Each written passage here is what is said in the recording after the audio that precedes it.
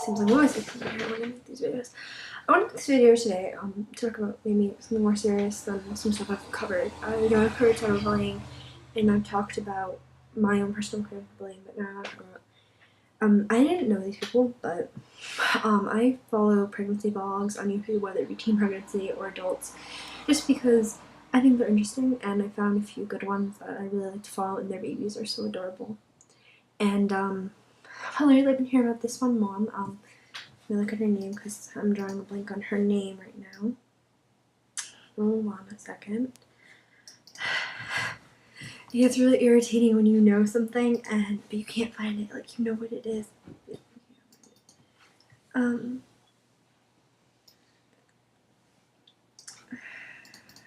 see. So I'm gonna make sure what I'm talking about today. Oh yeah, her name's Courtney. I think that's how you say her name. She's Courtney, and she had a son, Braylon, and she committed suicide. And I don't know if she was a teen mom or an adult mom. I really don't know at this point. But I wanted to make this video because obviously she was depressed and obviously she had all going on. So I wanted to make this video about my own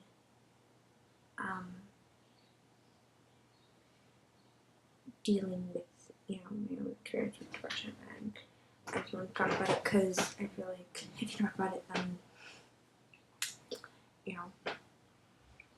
it's better. It's better to talk about it and get out there and let you all know. I've been battling with that, not just from my story about it. So now I'm gonna talk about it. When in 6th grade, my life was kind of iffy, I thought, oh, I'm gonna go in 6th grade, I'm gonna have all these friends, and I didn't. I'm in 6th grade, and I started doing really bad in school. I was turned into not the popular girl I had imagined on being. I was really upset. I would get bullied every day for something, and I got slapped about 4 times in middle school. Maybe that's more than, maybe that's less than some people have gotten, and maybe I just got off lucky. But I was threatened, and I was like feared of getting beat up really badly. I never bled from whenever they would hurt me, but I always feared that one day I would. And so 6th grade was hell for me. The guidance counselors didn't help. Somebody would make fun of me. I called them a bitch, and I'd get in trouble, which made no sense at all. One day, I hadn't taken it anymore, so I finally stood up for myself, and I said that. I stood up to my guidance counselor, and I told her that I'm not going to come to guidance anymore because it wasn't helping me. And I turned around in school, and the next year it wasn't too bad with bullying, but then it still was, some of it was still going on. I still had some mean girls. And then in 8th grade, it was sexual harassment more than bullying. I remember one day getting bullied pretty bad, and of course, my teacher wasn't there, and these girls were putting gum in my hair. I've had gum put in my hair twice, and they cut it out the first time, and it messed up my hair, and then the second time, we were able to get it out. And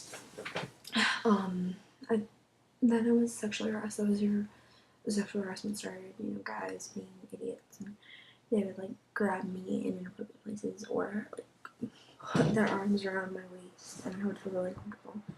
And that's when it made me feel really self-conscious. I didn't feel good about myself at all, and that was just the start of it all. And then I got into high school, and I knew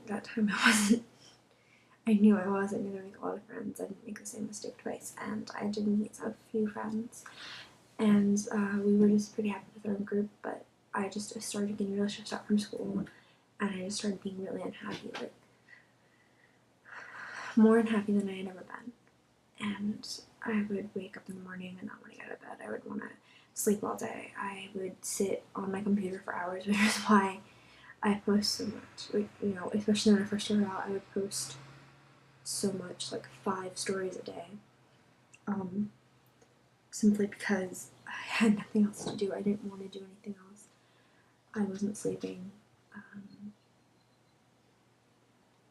My beginning would go off and on. I would I did some really dumb things and I just wasn't happy.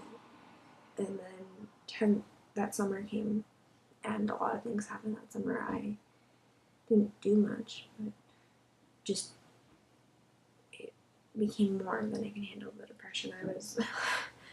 I would wake up in the morning and again not want to get out of bed. I would start crying for no reason.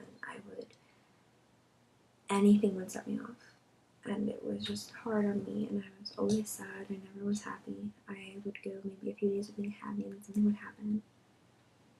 And I even told somebody, like, I haven't been truly happy for a long period of time since I was in about elementary school. So when 10th grade came this year, I'm going to be a junior next year, I was, again, going through some stress. I had a really awful Spanish teacher who would really bring me down, and I was, again, being bullied and sexually harassed, and I couldn't take it.